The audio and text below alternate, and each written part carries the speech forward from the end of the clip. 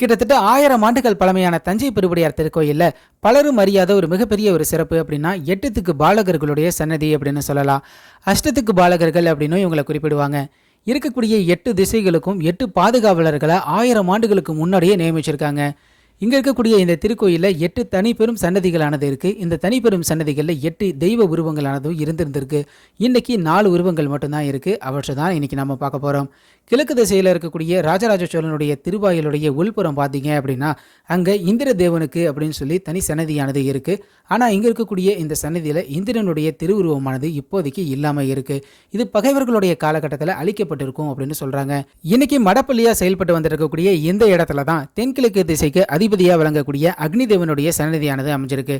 இந்த அக்னி தேவனுடைய சிற்பமும் பார்த்தீங்க அப்படின்னா ஆங்காங்கே சிதைவுற்ற நிலையில தான் இருக்கும். இதுவும் பகைவர்களுடைய காலத்தில் சிதைக்கப்பட்டிருக்கு. ஆனாலும் இன்னைக்கும் ஓரளவு முழுமையாக இருக்குது. இங்கே இருக்கக்கூடிய இந்த இறைவனுடைய திருவுருவத்தில் கையாக இருக்கட்டும், மேலே இருக்கக்கூடிய திருவாச்சியாக இருக்கட்டும் எல்லாமே சிதைக்கப்பட்டிருக்கும். ஆனால் அந்த திருவாச்சியில் பார்த்தீங்கன்னா ஏகப்பட்ட அக்னி ஜுவாலைகளை நம்மளால் பார்க்க முடியும். இங்கே இருக்கக்கூடிய இந்த அக்னி தேவனுடைய திருவுருவத்தில் இருக்கக்கூடிய மேலே அந்த முடி கூட அக்னி போல தான் இருக்கும். இன்றைக்கும் இங்கே இருக்கக்கூடிய அக்னி தேவனுக்கு நல்ல முறையில் பூஜைகள் செய்து வந்துட்டு இருக்காங்க. அடுத்ததாக தெற்கு திசைக்கு அதிபதியாக விளங்கக்கூடிய யமதர்மராஜா அவருடைய சன்னதி. இந்த யமதர்மராஜாவுடைய சன்னதி வராகிக்கு மிக அருகிலேயே அமைந்திருக்கும். ஆனால் இந்த இடத்துலையும் பார்த்தீங்கன்னா அவருடைய திருவுருவமானது இன்னைக்கு இல்லாமல் இருக்குது. இந்த திருவுருவம் இல்லாத குறைய போக்கிடும் வகையில் மேலே இருக்கக்கூடிய அந்த விமானத்தில் சதுரமான ஒரு பீடத்தில் பார்த்தீங்க அப்படின்னா சிறிய அளவில் யமதர்மராஜாவுடைய சின்ன சிற்பமானது இருக்குது. ஒருவேளை இந்த சின்ன சிற்பம் போல தான் கீழே இருக்கக்கூடிய அந்த மிகப்பெரிய அளவிலான இருந்த சிற்பமும் இருந்திருக்கும் போல கீழே அந்த சிற்பமானது இல்லாமல் இருக்குது. அப்படிங்கிறதுனால நம்மளால் உறுதிப்பட சொல்ல முடியல. அடுத்ததாக பார்த்தீங்க அப்படின்னா தென்மேற்கு திசைக்கு அதிபதியாக விளங்கக்கூடிய நிருதி பகவான். இந்த நிருதி பகவானுடைய சிற்பமும் இங்கே இல்லாமல் இருக்குது. அப்படிங்கிறதுனால இந்த சன்னதியானது முழுமையாக பூட்டப்பட்டிருக்கு. இங்கே இருக்கக்கூடிய இந்த அஷ்டத்திக்கு பாலகர்கள், அதாவது 8 திக்கு பாலகர்களில் 4 சிலைகள் மட்டும்தான் இருக்குது. 4 சிலைகளானது முழுமையாக நீக்கப்பட்டிருக்கு. இது எல்லாமே எந்த காலத்தில் யாரால் நீக்கப்பட்டது அப்படின்னு சரிவர நமக்கு தெரியலை. அப்படின்னாலும் ஏதோ ஒரு பகைவர்களுடைய காலகட்டத்தில் இந்த சிலைகள் எல்லாமே இந்த திருக்கோயிலை விட்டு முழுமையாக வெளியில் போயிருந்திருக்கு. அடுத்ததாக பார்த்தீங்க அப்படின்னா மேற்கு திசைக்கு அதிபதியாக விளங்கக்கூடிய வருண பகவான். மலைக்கு உரிய தெய்வமாக வழங்கக்கூடிய இந்த வருண பகவானுக்கு இங்கே இருக்கக்கூடிய தஞ்சாவூர் மக்கள் மிகப்பெரிய அளவில் மரியாதையானது இன்னைய வரைக்கும் செலுத்தி வந்துட்டு இருக்காங்க அப்படின்னு சொல்லலாம்.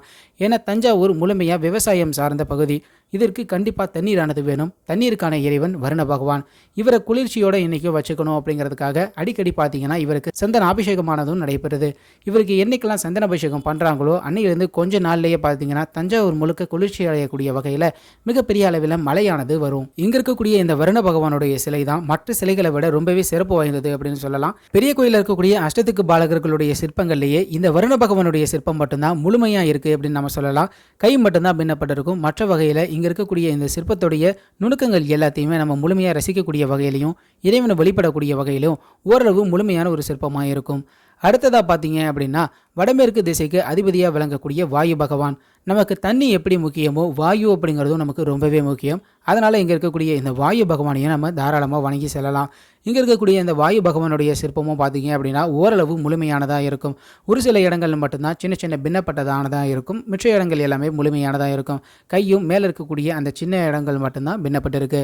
தமிழகத்தில் வேறு எங்கேயுமே இந்த மாதிரி முழுமையான உருவங்களாக இருக்கக்கூடிய அஷ்டத்துக்கு பாலகர்களை நம்மளால் பார்க்க முடியாது அப்படின்னு சொல்கிறாங்க. தமிழகத்தில் இருக்கக்கூடிய பல திருக்கோயில்கள் நீங்கள் பார்த்தீங்க அப்படின்னா அங்கெல்லாம் அஷ்டலிங்கங்கள் அப்படின்னு ஒரு விஷயம் இருக்கும். அதாவது இந்த 8 திக்கு பாலகர்களை தான் அவங்க அஷ்டலிங்கங்கள்னு லிங்க வடிவாக வச்சுருக்காங்க. ஆனால் தஞ்சை பெருவுடையார் திருக்கோயிலில் மட்டும்தான் கிட்டத்தட்ட 1000 ஆண்டுகளுக்கு முன்னாடியே முழுமையான திருவுருவமாக, அதுவும் 5-6 அடி உயரத்துக்கு மிகப்பெரிய அளவில் பிரம்மாண்டமாக கட்டமைச்சிருக்காங்க. அடுத்ததாக வடக்கு திசைக்கு அதிபதியாக இருக்கக்கூடியவர் தான் குபேரன். இந்த குபேரன் தான் பெருமாளுக்கெல்லாம் கடன் கொடுத்தவராக சொல்லுவாங்க இல்லையா, செல்வங்களுக்கெல்லாம் அதிபதியாக இருக்கக்கூடிய குபேரன். அந்த குபேரன் தான் இங்கே இருந்திருக்காரு. ஆனால் இன்னைக்கு அவருடைய திருவுருவமானது இந்த இடத்துல இல்லாமல் இருக்குது. முழுமையாக இந்த இடம் பார்த்தீங்கன்னா காலியாக இருக்கும். மேலே மட்டும் குபேரன் அப்படின்னு எழுதியிருப்பாங்க. ஆனால் இந்த சன்னதிக்குள்ளார அவருடைய திருவுருவமானது முழுமையாகவே இல்லாமல் இருக்கும். அவருடைய திருவுருவமானது இங்கே இருந்ததற்கான ஒரு சிறிய தடயம் கூட இல்லாமல் இருக்குது. அப்படிங்கிறது மிகப்பெரிய அளவிலான ஆச்சரியமான ஒரு விஷயம்னே சொல்லலாம். அடுத்ததாக பார்த்தீங்க அப்படின்னா வடகிழக்கு திசைக்கு அதிபதியாக இருக்கக்கூடிய ஈசான பகவான். சிவனுடைய திருவுருவங்களில் ஒருவர் அப்படின்னு கூட இவரை குறிப்பிடுறாங்க. இவரை பார்த்தீங்க அப்படின்னா சமீப காலத்தில் அதிகமான பேர் வந்து வழிபடுறாங்க. அதனாலேயே இங்கே இருக்கக்கூடிய ஆலய நிர்வாகமானது இவருடைய சன்னதியை முழுமையாக எப்பவும் பூட்டியே வச்சுருக்காங்க.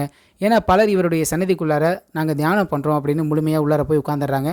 ஆள் இருக்கிறதே தெரிய மாட்டேங்குது அப்படின்னு பல பிரச்சனைகள் ஆகுது. அப்படிங்கிறதுனால இவருடைய சன்னதியை முழுமையாக பூட்டி வச்சுருப்பாங்க. ஆனால் கலைநயம் அடிப்படையில் பார்த்தீங்க அப்படின்னா இவருடைய திருவுருவமானது ரொம்பவே அழகாக செதுக்கப்பட்டிருக்கும். எந்த ஒரு திருக்கோயிலில் இருக்கக்கூடிய இறைவனுடைய விக்கிரகம் கூட இந்த அளவுக்கு அழகாக செதுக்கப்பட்டிருக்குமா அப்படின்றது தெரியல. மேலே இருக்கக்கூடிய அந்த கிரீடமாக இருக்கட்டும், அவருடைய வேத பட்டங்களாக இருக்கட்டும், அவர் அணிந்திருக்கக்கூடிய அணிகலன்களாக இருக்கட்டும், இவை எல்லாமே ரொம்பவே அழகாக செதுக்கப்பட்டிருக்கும். ஆனால் கலை அறிவற்ற நம்மளுடைய பகைவர்கள் பலர் இந்த திருவுருவங்களையே சிதைச்சிருக்காங்க அப்படிங்கிறது ரொம்பவே வருத்தப்பட வேண்டிய ஒரு விஷயம். இந்த 8 திக்கு பாலகர்களை நம்ம இப்போ பார்த்தோம் இல்லையா, இந்த 8 திக்கு பாலகர்களோட இன்னும் 2 பேரை சேர்த்து தசதிக் பாலகர்கள் அப்படின்னும் அழைப்பாங்க. அதாவது 8 திசை இருக்குது, அதுக்கு 8 பேர் இருக்காங்க. இன்னும் 2 பேர் எங்கேருந்து வந்தாங்க தானே கேட்குறீங்க. கீழே இருக்கக்கூடிய பூமிக்கும் மேலே இருக்கக்கூடிய ஆகாயத்திற்கும் பாதுகாவலர்களை நியமிச்சிருக்காங்க. திருவண்ணாமலையில் இருக்கக்கூடிய இறைவனுடைய தலபுராணத்தில் பார்த்தீங்க அப்படின்னா சிவபெருமானுடைய அடியையும் முடியையும் காணுவதற்காக பிரம்மாவும் விஷ்ணுவும் முயற்சி பண்ணியிருப்பாங்கன்னு சொல்லுவாங்க. அதில் பிரம்மா பார்த்தீங்க அப்படின்னா தன்னுடைய அன்னப்பறவையில் ஏறி மேலே இருக்கக்கூடிய இடத்துக்கு போவார். அதாவது சிவபெருமானுடைய தலைப்பாக்கத்தை நோக்கி போவார். விஷ்ணு வராக ரூபம் எடுத்து சிவபெருமானுடைய கால் பகுதியை நோக்கி போவார். அந்த விஷயங்களை தான் இங்கேயும் அவங்க எடுத்திருக்காங்க. ஊர்த்துவம் அப்படின்னா மேலே, இந்த மேலே இருக்கக்கூடிய ஆகாசத்துக்கு பிரம்மா வந்து அதிபதி, கீழே இருக்கக்கூடிய அதம் அப்படின்றக்கூடிய பாதாளத்துக்கு விஷ்ணு வந்து அதிபதி. இவங்க 2 பேரையும் சேர்த்து தசதிக் பாலகர்கள் அப்படின்னு சொல்கிறாங்க.